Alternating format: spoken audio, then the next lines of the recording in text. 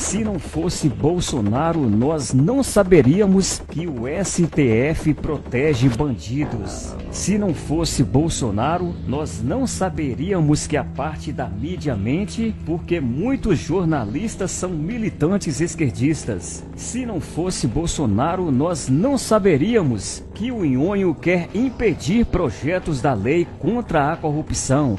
Se não fosse Bolsonaro, nós não saberíamos que o Congresso só quer ficar no velho sistema do toma lá da cá. Se não fosse Bolsonaro, nós não saberíamos que há ministérios aparelhados que resistem, querendo continuar a impor sua doutrina esquerdista. Se não fosse Bolsonaro, nós não saberíamos que há governadores autoritários e que, além de não providenciar nenhuma ajuda ao povo na pandemia, fizeram de tudo para falir empresas e desempregar pessoas. Se não fosse Bolsonaro, nós não saberíamos que havia centenas de obras paradas. Se não fosse Bolsonaro, nós não saberíamos que os médicos cubanos não recebiam salários integrais. Cuba ficava com 80%.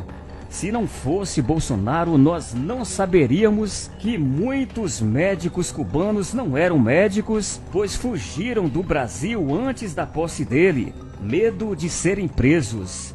Se não fosse Bolsonaro, nós não saberíamos que a mídia recebia bilhões em forma de propaganda de estatais. Se não fosse Bolsonaro, nós não saberíamos que muitos jornalistas se declaram autônomos para não pagar 27,5% de imposto de renda. Se não fosse Bolsonaro, nós não saberíamos que os nordestinos eram propositalmente deixados sem água para serem explorados por caminhões-pipas de famílias poderosas. Se não fosse Bolsonaro, nós não saberíamos que ONGs recebiam dinheiro sem controle.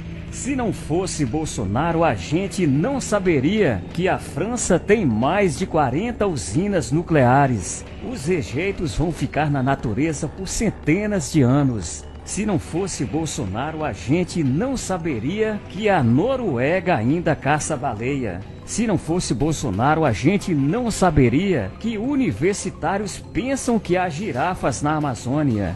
Se não fosse Bolsonaro, a gente não saberia que a Alemanha tem sua matriz energética baseada ainda no carvão. Se não fosse Bolsonaro, a gente não saberia que os agricultores da França estão contra o acordo União Europeia-Mercosul.